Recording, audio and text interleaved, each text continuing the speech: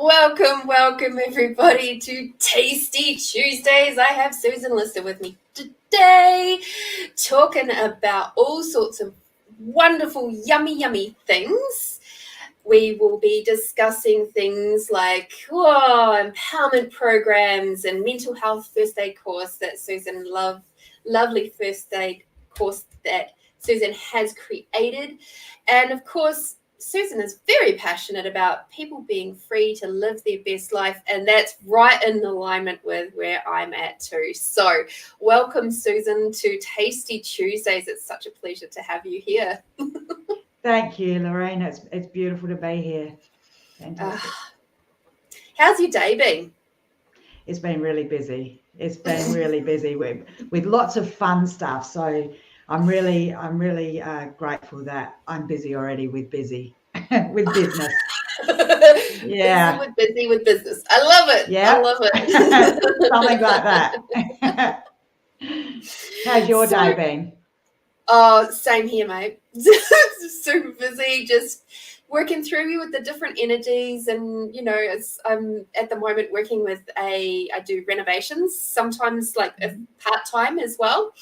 And there's a really interesting combination between doing renovations, DIY type stuff, and multi-dimensional stuff like that, but also the combination between that and the clients of the house from today. They also really enjoy the fact that I used to be a disability carer. So I bring those elements of disability caring through my DIY home renovation type skills as well. So, it's a beautiful thing that I'm able to do that with them too. And they're people I've known for a long time. So it's really fun. Excellent. Yeah. But they do funny, cheeky things. Hi, Holly. Thank you for coming to join us today. So nice. If I remember rightly, Holly is in Tasmania. So that's Hi, pretty Holly. cool. So I'd like to know, let's just start off with the first tasty question of how did you begin on your spiritual journey? Okay, so when I was about 25, which I'm double that now, I read Celestine Prophecy. That book, I still have on my bucket list. I want to go to Peru. I was very sad when the book ended. I really loved that journey and being part of it. I think I bought about 5 books to hand on to other people that never returned, which is great. Hopefully they passed it forward. So that was a big thing. At the same time, I got invited to do Reiki 1 and Reiki 2. I had no idea what Reiki 1 and Reiki 2 was back then, but I did it anyway. And I feel like that started to open me up to energy, to healing, to being able to heal past traumas and all of that sort of world. So then I suppose progressing as I had children, which my first was at 18 and then a couple later, that really promoted my healing journey as well, obviously, because I wanted to be the best version of myself and the best mum I could be. So, yeah. Beautiful. So what led you, what gave you, because generally what I've noticed through all these yummy, tasty chats I've been having with people is there's generally something that is the pressure point that leads you into doing either reading the Celestine Prophecy or going to some sort of course or class. Was there anything external happening in your world at that time that kind of was like the impetus to get forward and start moving in that direction? I suppose being a young mum, definitely. Having my own trauma and things that I needed to heal, definitely. At that time, actually, I'd built a house. So I'd built a house as a single mum. I was working and I still felt like really low self-worth and also really felt like this can't be all there is to it. So I suppose that got me, I was hunger for knowledge, hunger to learn, and that got me just being inquisitive. And I suppose starting to open up like that, one thing always leads to another. So at that time as well, I met a partner and then I met his mum, and I swear I met him to meet his mum. So she was an energy healer. I booked in for a massage, and I was meant to be with my friend's mum, accidentally with this lady, and she had the Aura Soma colour healing bottles. She very much did a lot of energy healing, and she ended up being my mother-in-law. So in short answer, nothing specific at that time, but that's when all these doors started to open. So she actually left me those bottles because her upstairs management said that I needed to work with them intuitively. So I have all those beautiful colour healing bottles out on display now. Oh, that's amazing. When I did my holistic counselling course, it came up in there. And wow. just briefly touched on it when we were doing color therapy, I think it was. And yeah, it just came up briefly through there. So I was just like, oh wow. So cool. How do you use them? So I haven't used them for quite some time. I've just started using them again. Actually, I have one here. This is number 22. It's absolutely stunning. So how I used to use them many years ago was when I used to do massage. And so I would bring them into the massage. I would pick them intuitively. I would use them around. I'd do a bit of an aura massage as well as a touch massage. And then at the end, confirm with the client, look, this is the color that's been chosen for you. Does that resonate? And it always did. They always did, the Aura Soma bottles. So lately I've been bringing them back in. I've been adding them to my tinctures, my sprays, aura sprays. But I've also been just reconnecting with them and choosing a bottle for the day. So just bringing a bottle in, sitting it in my therapy room, and knowing that energy from those bottles is going to be here for every client that walks in my space, as well as myself. Of course, because the first place we have to heal is here, right? Correct. We have to heal ourselves first. Correct. And this one's very much about, your solar plexus and standing in your own power and being able to clear out anything that's getting in that way. And you shake it up, and it bubbles. And the story goes that, can you see that very clearly? Yes, I can. Okay. So the story goes that there you go. The longer it takes to clear, the more that needs clearing. So, but they always come back to that balance of clarity in both parts of the bottle. And the lady who actually made them was blind. So there you go. That's incredible. Hi, Iris. Lovely to have you with us. Hi, Iris. Wow. If anybody has any questions as we're rolling along, please feel free to pop them in the little old chat box there, and we'll do our best to answer your questions. So throughout your journey, it's been a long time. It's been a lengthy one. What has sort of, in your mind, what does consciousness mean to you? How has it evolved and changed perhaps in your world? So consciousness to me means it's that flow of energy that's in everything. It's in plants, it's in animals, it's in us. I do believe that there's levels of consciousness. So I suppose the clearer you commit to being yourself, the more access you have to higher frequencies in consciousness. Consciousness is... it's not just one thing for me, but how I would describe it is it's what flows through all of us, and we can tap into awareness and consciousness and higher levels of understanding of things when we're ready and when we've done our inner work. The more we do it, the higher level of consciousness is available to us. And I also believe that it's a little bit like tuning into a radio station. So, you've got to really tune into the frequency to be able to get the information from the consciousness that's available at that level. Yeah, I completely agree. And I find that the longer that you're on the journey and the more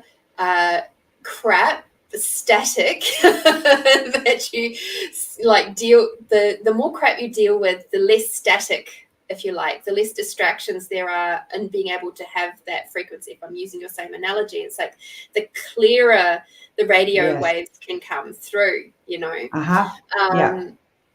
And meditation. Oh, sorry. Oh, no, keep going. Yeah, and meditation, you know, I find that apart from life experience and connecting with other beings and being out in nature is a big one for me that raises my levels of being able to connect with consciousness. So just walking along the beach definitely will do that for me, and meditating, just sitting in silence. It takes a while to get there, but just it doesn't happen while I'm meditating, but then I feel like I'm more consciously aware throughout the day when I start it with those sort of tools. Yeah, for sure. I'm just going to quickly. So this is an interview show, not a reading show. If you want to catch the reading show, as you know, Iris, that's on the Fridays. So that's Find You Fridays. Today is Tasty Tuesdays, where I get to have tasty conversations with incredible people, and we get to expand the spiritual community so that we can all get to know each other a little bit more and share our tools and our gifts that way. So, yeah, that's pretty exciting, though, that you've signed up on a dating site. Good. Congratulations. Definitely. I was a little bit confused by that question. I wasn't sure where to go with that. Yeah, Holly knows. It's because, on a Friday, of course, I have the Friday reading show. So intuitive readings and things like that. So, yeah. But in a sense of what we're talking about today, I would say, Iris, just be aware. Be aware on those dating apps. Hi, Starthy. Just allow yourself to tap into your inner knowing, and because there's a lot of people out there that just want to no strings attached, just a little bit of a rendezvous. Yeah. And if that's what you're into, then you're in the right place for that. If you're wishing to have something a little bit deeper, you're going to have to, search a little bit more carefully and be a lot more discerning about the people that you're with. And from the other part of like the dating app side of things, get really clear about what you're actually wishing to have in your worlds. Get really, really clear for yourself the energy, hi Brooke, of what you are actually after in a relationship. Not just, he has to be 6'2", blonde, blue eyes, all that sort of rubbish. That doesn't actually matter. Get really, really clear on the attributes of the person. How do they make you feel? How do they contribute to your life? What do you have to add to that, Susan?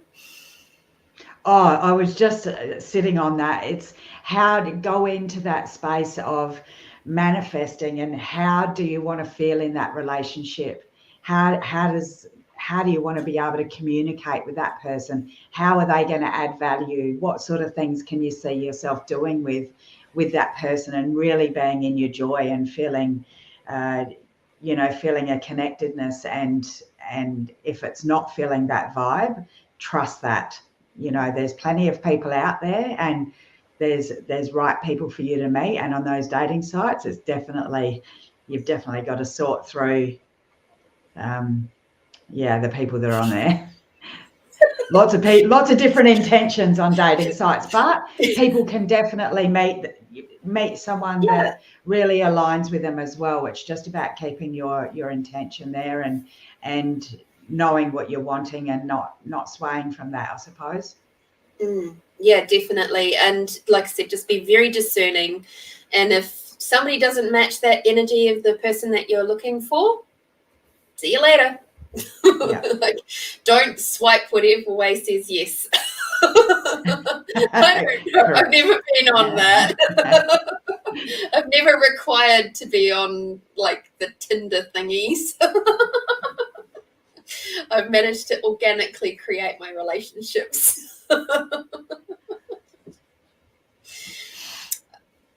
Yes, Susan, I'm sensing some more. And in saying that, if you're ready for that relationship and you're manifesting it and you're putting it out there And, they're going to show up. If you're on a dating site, they may show up on the dating site. If you're out at a barbecue, they may show up there. They're going to show up.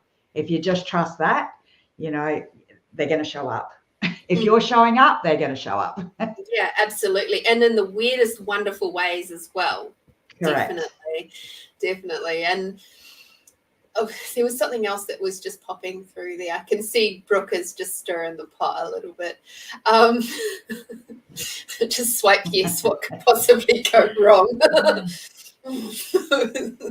There's a lot. But anyhow, it's not about looking at what will go wrong. It's about looking at what could go right, Yeah. And also just being very aware of, what you require in a relationship, if that's what you're after. If you're after just a fun time, sweet. Make sure you've got your condoms and away you go. Oh dear. Yeah, see, told you we'd end up talking about relationships today. Yeah, we knew it. We were so aware. No, that's Do you love alignment? Thank you, Iris. You brought it. Brought us there, see? Oh, dear.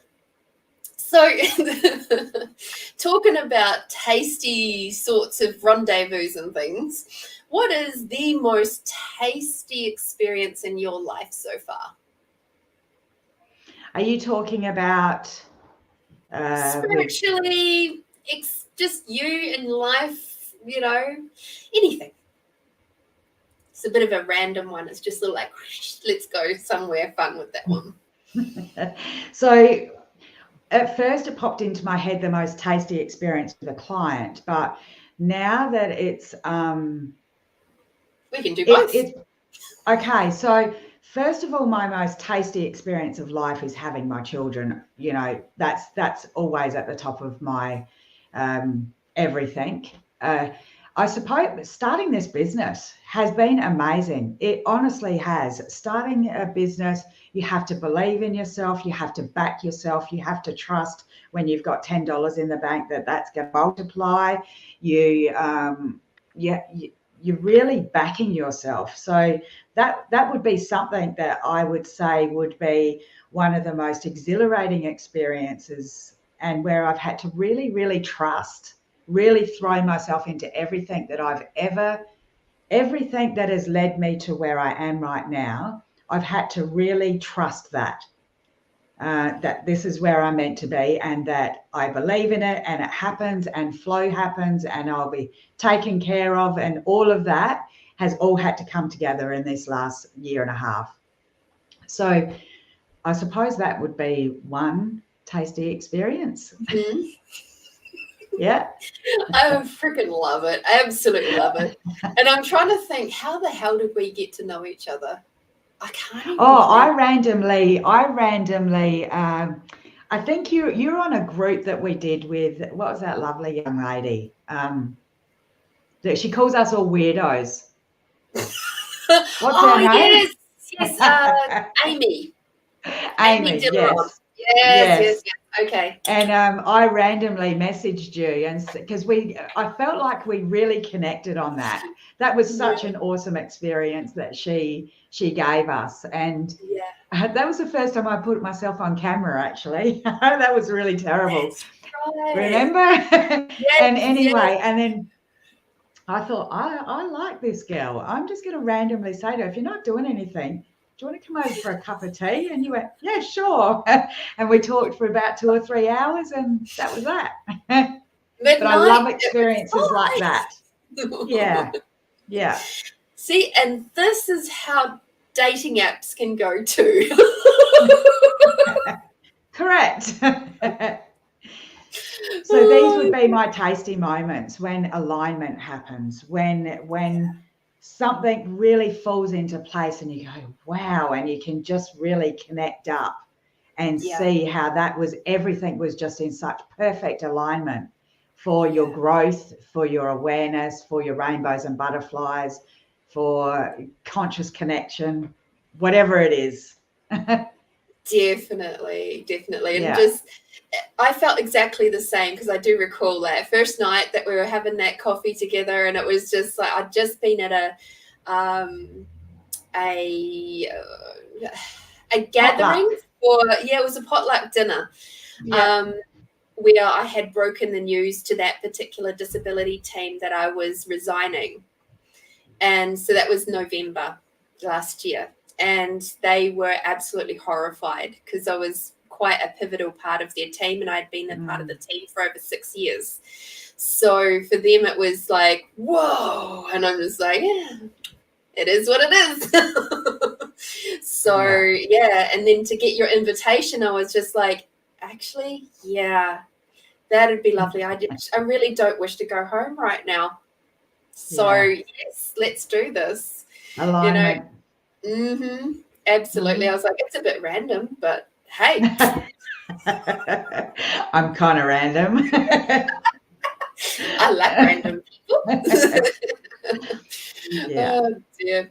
So you briefly touched on your business, your Liberating Minds. How did you, in talking about what's the aim of your business, I'd also like to have a little look into the mind of Susan and go, how did you sort of create that? How did you come up with the name of Liberating Minds? How did you sort of, just teasing that out a little bit? Sure. So it's Liberating Minds, and then I feel like the tagline finishes it, which is freedom to thrive. So Liberating Minds, I mean, our minds really get in the way of a lot of things, right? So I suppose I've always had a very active mind, and I suppose a lot of the things that I'm drawn to learning is about, what are you telling yourself? How can you tell yourself something different? What are your belief systems? So I haven't really gone along the path of NLP, but I've gone along the path of like emotional freedom technique, meditation, mindfulness. Also very interested in the neurological pathways and how backtracking, I believe that we need to do trauma healing and things like that first, around a big lesson. So inner child work is a lot of the process that I use in my appointments. But then the little bit that lingers around, I do believe it's really good to have processes about working with your mind with those neurological pathways that are quite set, because you've been thinking the same thing over and over, or telling yourself the same thing over and over. So being able to use tools to break them down so they're not so strong. Also, I suppose with the Liberating Minds, I've always followed a man called Mike Dooley. He's hilarious. I really love him. And he's very much about thoughts become things, choose the good ones. So I love that. Yes, he's brilliant. So you can get a sticker with that. I've got it in my bathroom. So I suppose freeing your mind really helps freeing yourself up, opening yourself up to so many different possibilities, because what we tell ourselves seriously has so much weight. And a lot of the time it's based on facts, that we made when maybe we were 2 or 5, or maybe an inner voice of a parent, or, so really becoming mindful of your mind and what's going through it, I feel can be very liberating. I love cliche. That. That's perfect for you and your business. And thank you for answering that question so beautifully, because it's like, in just figuring out or discovering rather why people's businesses are named what they're called, what they are, you can actually really get a sense of who the person is with that, holding the space for that business to grow and expand and be of a contribution to the community. It's like a lot of people who just pick up a name because they think it sounds cool, but they don't, there's no actual connection to the name. It's like those ones that feel it's a bit wonky. The energy of that business is a little bit wonky. So it's lovely to get that sense of that you are through that name. Like every single letter of that name is saying hey, I'm Susan Lister and here I am for you. It's of service to you, and that's a beautiful thing. So thank you. Thank you. I suppose the other belief I have around it as well is everything that's manifested in the world, I really do believe that most things start with a thought. Yes. You know, and so being able to manipulate those thoughts or be able to program them to work the best for you, for what you want, with your intention and affirmations and you know, all those sorts of things can definitely have a huge impact on someone's life. Absolutely. Yeah. There was a book that I listened to, I think it was last year. It was called A Happy Pocket Full of Money. And that is a brilliant book. If you wish to look at like quantum mechanics and how it works in relation to generating and actualizing money, that's a brilliant book for that. And A Happy Pocket Full of Money. If you Google that up, you'll see that the author is on there. He's got a bit of a longer name. And I think it's called like the Extended Workbook Edition or something like that. But it's really, really good book. And I just love the way he described quantum mechanics in relation to money, in that if you can think it, it's already done. It's already been created. And I was just like, oh, wow, because if it hadn't been created, you wouldn't be able to think it. Correct. So everything starts with a thought, right? Yeah, and there's also that pre-thought, because it's like if it's already been created, then it's, you know, that's how you can think. It's just I love that these messages are coming through more and more. It's just so exciting to me. Definitely, me too. Yeah. So with someone like yourself, you've you know, just formally kind of put together your business of Liberating Minds in the last couple of years. You know, what sort of things, what top tips would you give to somebody who is, first of all, starting their business journey now? We'll start with that. So top tips if they're just starting their journey is believe in yourself. If you are drawn, if your business is something that you know your why, okay, let's start with that. Know your why. If your business is something that is in your heart, that you're passionate about, that you can see is what you're meant to be doing and you're drawn to it, you've really got to shut the back door. And what I mean by that is there's no escape. You have to do this business. Like, don't let yourself out, and definitely have some support people around you that when you get the SADs on, which I definitely did a few times over the last couple of years, and go, why am I even doing this? Like, seriously, why can't I just go get a job and just not even do this? Why am I doing this? Like, just go get a job, Susan, be simple. So I definitely had a few of those moments, and I definitely, my son's one of them, have people that will say to you, no, you know you're meant to be doing this. I believe in you. Keep believing in you, you know, because when that happens, and it definitely happened a few times, it'd be the next week that someone would say, hey, do you feel like writing a program? Yes, please. You know, and if I hadn't have just got my like big girl pants on and wiped the tears and gone, no, I've got this, there's a reason I'm doing this, then I would have missed out on all of that. So would have all the people doing it. So I suppose trust is a must. Meditate a lot. Definitely meditate a lot, because that's where you will get your insights. Ask to be guided. I every day ask me to be a channel for a higher will. Guide me to what I'm meant to be doing. I know I'm meant to be here giving my gift. I don't know everything about it. I don't know everything that I'm going to be doing in this business, but just guide me. And I'm willing, I'm ready and willing to be walking this path and trusting. Trust is a must. Yeah, that would absolutely. be my advice. Oh, 100%, completely agree with you.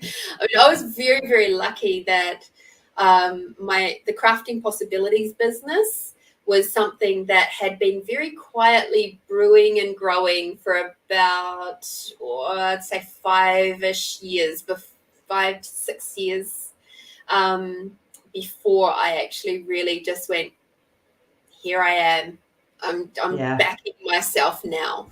And I'm so grateful that I did. And I'm so grateful that I already had all of that experience sitting behind me, just quietly nourishing me and nurturing me to be able to trust, as you said, to trust in myself, trust in the business, to trust what we can create together. And there's like a whole other conversation that I could have around that, but this is not about me, it's about you.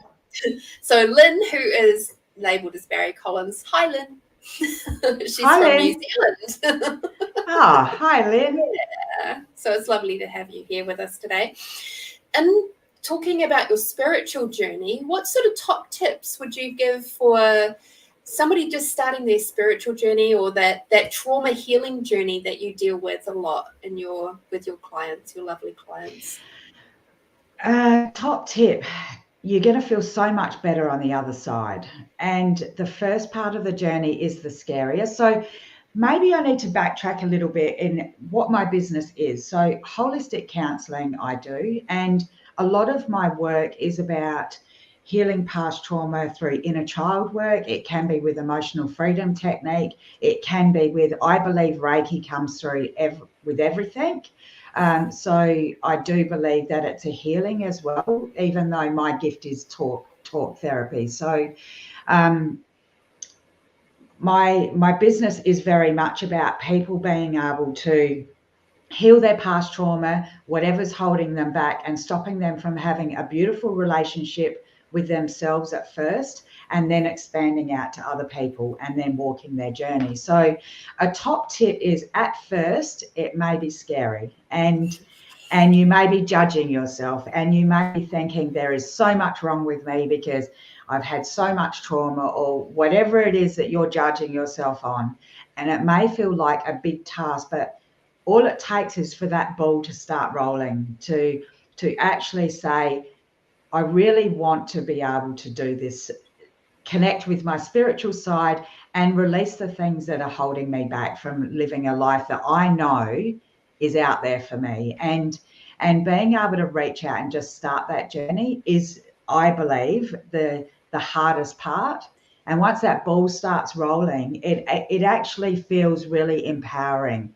So you get to a tipping point, I believe, and I've felt it with myself and with my clients, that you're starting to feel actually really good about your life, and things are starting to flow, and life is starting to happen. And then you'll come across something that's like, whoa, I feel like I've just taken 10 steps back.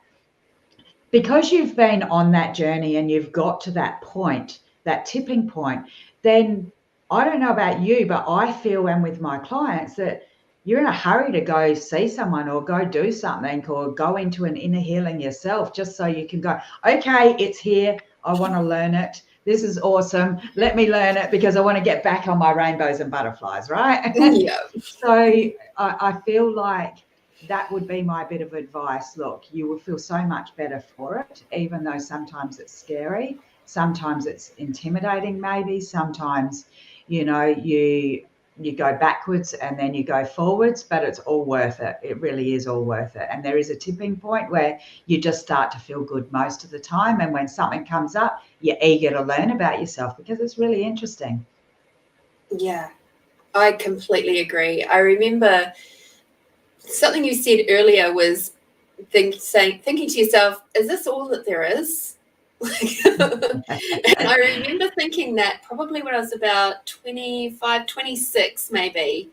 And I was in my first marriage. It was quite a toxic marriage and stuff. And I remember doing the dishes one day, looking out the kitchen window going, and, I was working 46 and a half hours a week, and, I was taking care of all the stuff at home. I was doing everything, like from the lawns and the rubbish and the keeping of the house and all the chores. Like, mm-hmm. My husband did zero.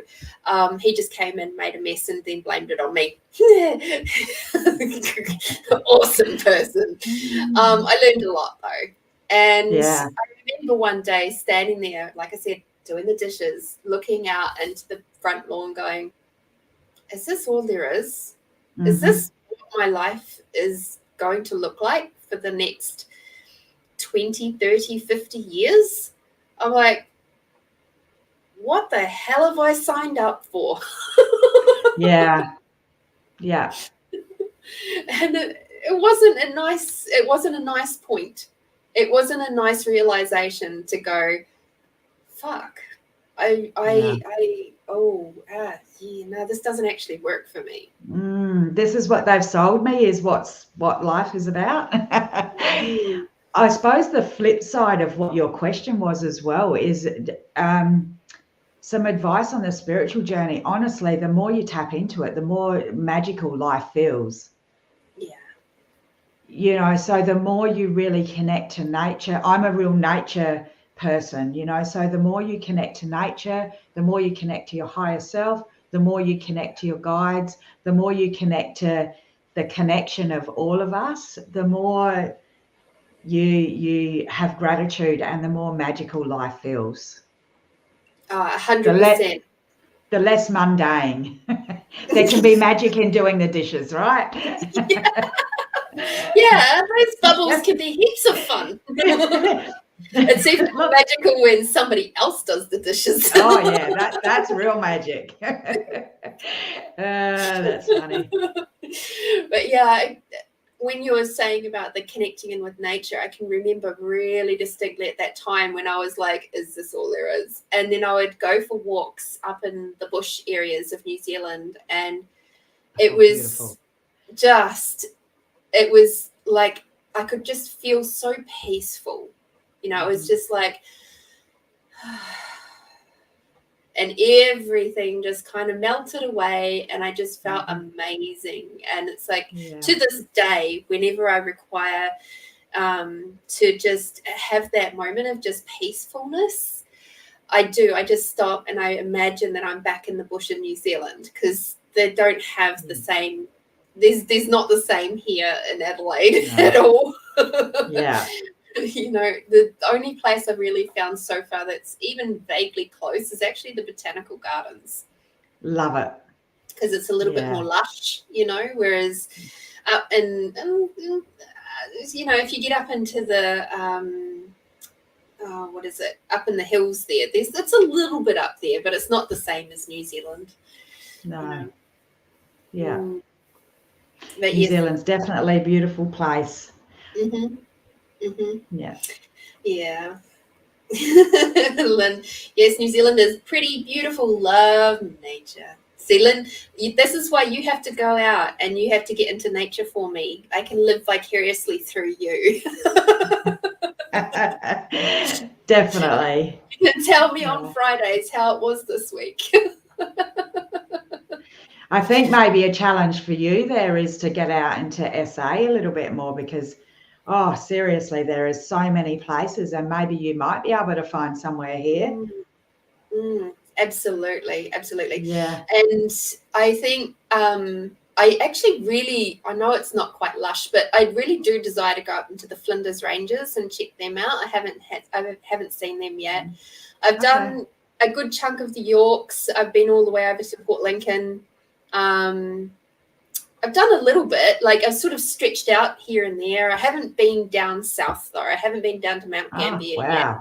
So Mount Gambier is stunning if you want gardens. Wow. And I wish to go and see like the big sinkholes and stuff like that. That to me is just like, wow. I've seen some video footage of people doing free diving into the sinkholes, and it's just so beautiful. Absolutely so beautiful. Definitely a bucket list thing for me, that one. Snorkeling in the sinkholes. But if I can just suggest before we go off topic to something else, go to Marion Bay. Seriously, there's just something. If you love the ocean, it's there's just something about that place. There's the national park. There's just emus just sort of frolicking around and just going, what are you doing? Just having a look around. And the water is just so pure and crystal clear there. It's just stunning. That sounds amazing. Absolutely stunning place to be. Beautiful camp spots. I remember seeing a bit of a documentary a couple of years ago now where it was a place where they were exploring sort of different areas in Australia, and there's this place up, I think it's in the Blue Mountains. It's sort of right on the border between South Australia and it must be New South Wales, something like that, somewhere in and it's mountain-fed rivers. And because I grew up in the centre of New Zealand, right at the base of sort of Mount Tongariro and Mount Ruapehu, and so the rivers that I had were mountain-fed rivers. So for me, those spaces have always held a very soothing, calming aspect to me. It's like loads of pictures of me just sitting there looking out and just being with the river. Like we swam in it as kids and all that sort of stuff. And, you know, when we were tough because we didn't care that it was mountain fed. It's like, yeah. And there was this one particular shot where it's quite sparse and desolate along this little river. And it just made me cry because it felt the same. It had that same energy to it. And I was just like, I have to go there. Find that documentary and go there. And it's like I looked at the maps and gone, I think maybe we can. But, of course, we were in big funky times at that stage. So it was like there's no way I could get over there at that time. You know, silly fake border closures and things. But that definitely, it's in my mental bucket list of going, this is a place that I require to go and see and visit. Yeah, for sure. Fantastic. Lynn, fascinating. Woo, sinkhole free diving. Wow, go girls, love it, love. Not me. I actually went snorkeling for the first time about 2 months ago. I've always been, I love the ocean and I'm very connected to the ocean, but I've always been petrified of sharks, good old Jaws, right? So, that movie. Anyway, I've always been petrified of sharks, but I thought, no, I'm going to actually do this. And so the first time I go out in the middle of the ocean, you know, is at Whyalla. You know, if you're going to do it big, right? If you're going to do it big. Anyway, it is so surreal underneath there. It is amazing. I could not believe how peaceful I felt with the ebb and flow of every living thing in the ocean and how inquisitive the fish are. And these ones that are shaped like angelfish just come up and just looking at you, almost like Nemo, you know, they're just looking like, oh, you're a funny looking thing, you know. And it was just, I saw cuttlefish and it was just one of the most amazing experiences, and I can't wait to do it again. And I don't even care if there's sharks out there. Wow. There you go. You know, so if anyone's really, I was the biggest, I would only go out into the ocean up to my waist to watch my children to make sure there was no fins around them. And I would be consistently walking in and out of the ocean because I didn't want to stand in one spot. That's how scared I was of sharks. So, you know, if you've got that fear, trust me, just do it once. Do it with people that you know. I went in a marina around rocks, and it was the most beautiful experience that I can remember in nature. It was amazing. Anyway, there you go. The last time I ever went snorkeling was in high school, and they were trying to teach us to snorkel, and I kept sucking in the water, so that put me off snorkeling forever. Yeah, might do. Salt water's not that tasty. Yeah. Oh my God. So I would love to know if you could sit next to any person on the park bench for the afternoon, who would that be and why? Okay, so I might have been a bit pre-prepared for this question. So I'm going to have to tell you everyone that came to mind, okay, because I can't leave anyone out. I was like that with teddies when I was little too. Anyway, so the first person that came to mind would be my grandma. I was very connected to her. She passed away when I was 5. One of the last things she said to my mum is, the only thing I'm looking forward to is to see Susie grow up. So we were very, very connected, and she came through. I actually saw her once she'd passed away behind me and described what she was wearing and things like that. And Mum confirmed that's what she was buried in. And she came through in a lot of my readings. She hasn't in the last 5 years, probably because I haven't had many. But so that would have been my first choice. And then I thought, nah, look, that doesn't sit either. So then I went to my 3 idols of musicians. These 3 people I feel like have such a message to give to the world, and I'd love to be able to hear everything about their life and how they come to be so aware. So it's Michael Jackson, it's Bob Marley, and it's John Lennon. And if I could sit on a bench with those 3 people that I can just listen to constantly and never get bored of, I'd be entertained for hours. And I thought, but I can't choose between them. So I'm stuck here. And then I thought, you know what? Actually, the person that I would like to sit next to on the bench is my higher self. So she could kick my ass where it needs to be kicked. So we could actually have a giggle at how long it took me to learn some things that could have been learnt much quicker. So she could give me some insight. So she could guide me on my path to what I'm meant to be doing for my special gift out in this world. And just to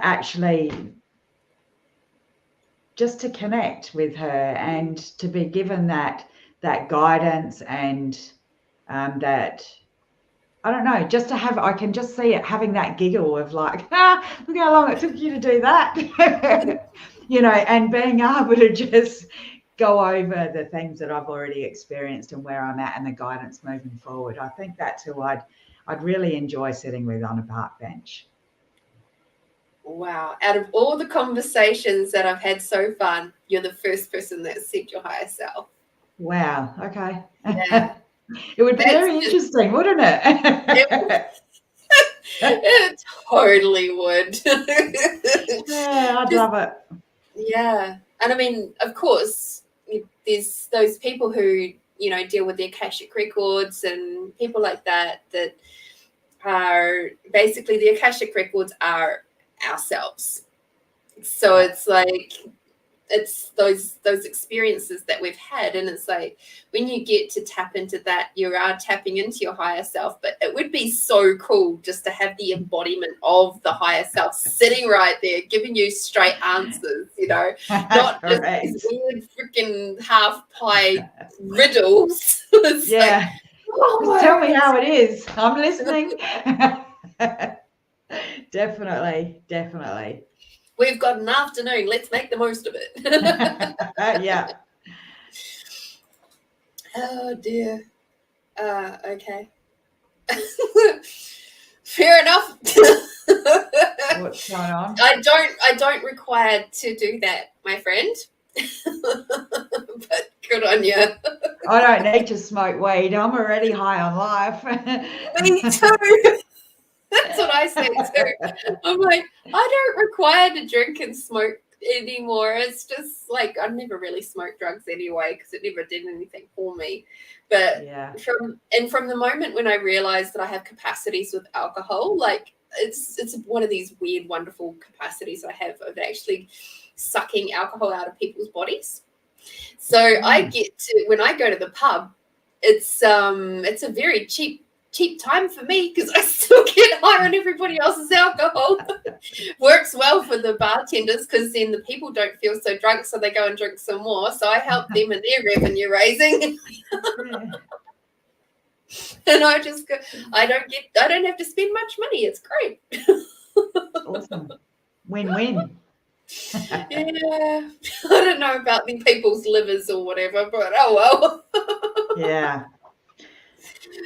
But yeah, as I continued on my spiritual journey, I certainly became more aware of things that would not contribute to my awareness of my consciousness, you know, and being able to have those moments of being very in tune with my higher self, with what's actually true for me and all of that sort of stuff. And I realized there's certain things that I was putting in my path that was stopping me from being able to use those skills. And so one of them was alcohol. And that didn't matter too much to me because I wasn't drinking much anyway, except for the summertime, it would get a bit busier.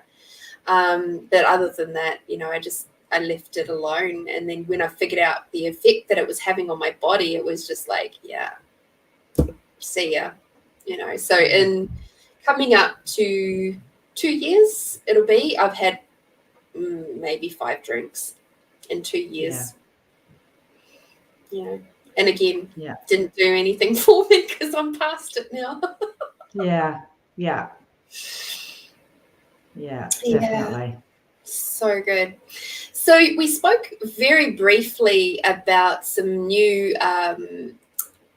programs and things that you've created. So would you like to discuss those a little bit? Sure. So the mental health first aid I didn't create. That's through Mental Health First Aid Australia.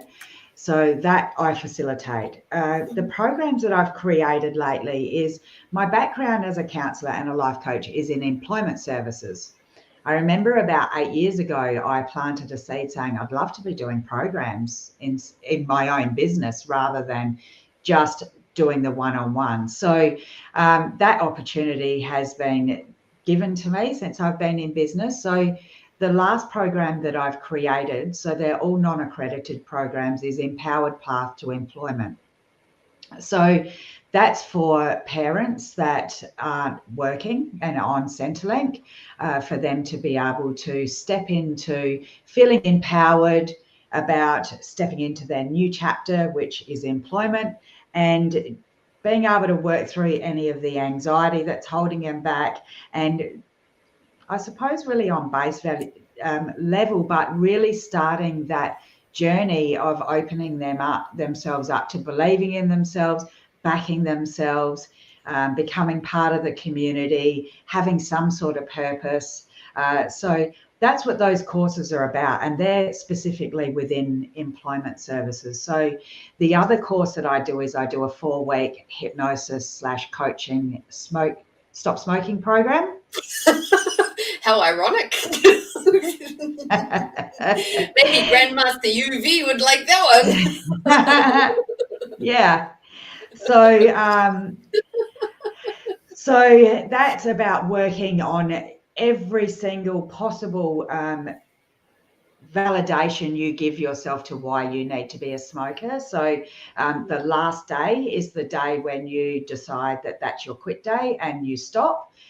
So that's a amazing program that so far I've had 100% success rate with. Yeah, and so other than that, I do the holistic counselling and the wellness coaching from home, which is working a lot on freeing yourself from trauma, healing trauma, freeing yourself from limiting beliefs, building that relationship with yourself, starting to live a life where you add some joy into it, and then at the ultimate end is having a relationship with other people as well. Actually, it's a continuous journey.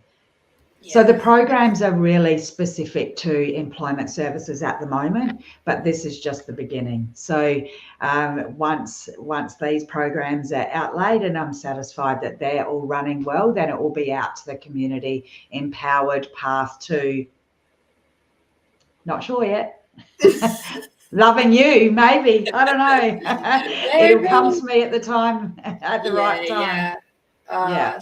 So exciting. I'm just thrilled for you and thrilled for the community too, because I know there's I've been seen a lot of mums getting back out into the workforce and they don't believe that they have any skills to offer because maybe they've been out of the quote unquote workforce for several years with raising their babies and things, and then suddenly there's actually one friend I saw just recently, and she goes, I just realized with doing my resume that while I haven't had a formal job in over 10 years, I actually have this skill and this skill and this skill and this skill and this skill, because they have 4 kids with disabilities, and so I've had Wow. to manage a lot of different services and skills and finances and all sorts of different agencies and all sorts, when she actually started putting it down on paper, it was like, oh wow, I could actually be an administration manager and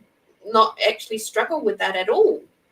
In fact, that'll probably be easier than what I've had to deal with kids in the government for the last 4 years, Yeah. So we do cover all of that. So they end up with a resume, a cover letter. We explore power words. We do some quizzes on career options and what would suit their personality. We talk about transferable skills, about how to help with interview anxiety. What do you gain out of employment other than money? Money's an energy exchange, and it gives you a lot of opportunities to try different things, but you experience being part of a team, part of a community, you learn, you've got a purpose. It really helps with mental health, because a lot of the time being in employment services, a lot of mental health problems are too much time being stuck at home in your own head. A lot of the times it's all about like get out of your head and into your body and start moving. So we cover so much, all of that and more in these courses. So it's something I could offer to the community other than employment services, but at the moment that's where it's starting. So that's so exciting for you. Yay. Holly, I think that you would have to sign up to a full program with Susan to answer that question. Definitely, Holly. So if you want to go on to Liberating Minds, you can book a 15-minute free info chat, and we can definitely have one about the program that I offer and answer any of your questions. I know it's really scary to take that first step when you're wanting to stop smoking, and that's why I do it 4 weeks. I don't just do that one hypnotherapy session, because I like to work through anything and everything that comes up for you about the thought of stopping smoking. So in preparation to still doing that big, powerful whammy of a hypnotherapy session in the 4th week. So definitely book yourself in a 15-minute session, Holly, and we'll have a good chat about that. Yeah, for sure. Reach out to Susan on her website. All the information's in the show notes. All the ways to connect with Susan is in there. And you can, it's super easy. She's got so many ways to connect with her. So probably Facebook and webpage is best, because the other ones I'm not so active with, but they're there. Yeah. Beautiful. Hi, Margaret. Thank you so much for coming in to join us. We're actually just about probably ready to finish, but you'd have to check out the rest of our yummy, tasty Tuesday chat to find out more about our delicious guest, Susan, and all of her wonderful experiences. So thank you. Do you have anything else that you'd like to chat about today, or are we all good? How are you feeling? One thing that I do offer my clients is when they've been working with me, and this is one-on-one in the holistic counselling healing sort of appointment, is one thing I do offer them, and once they've really started to feel that shift and they're feeling really good and connecting to themselves, I actually give them a voucher to hand on to a friend that they think would really benefit from an appointment. So that covers the full cost. So that's one thing I wanted to share with you guys. But the other thing I wanted to share, if you mention this, I'm more than happy to give you an appointment half price, so you can come and meet me and see if we're a match, and let's walk this journey together. I love that. You just gave me goosebumps on my goosebumps. Pay it forward. Yeah. Oh, that's so beautiful. Thank you so much, Susan. And holistic counselling, for those of you who are not aware, what is holistic counselling? Just explain that a little bit more, because it's different from traditional counselling.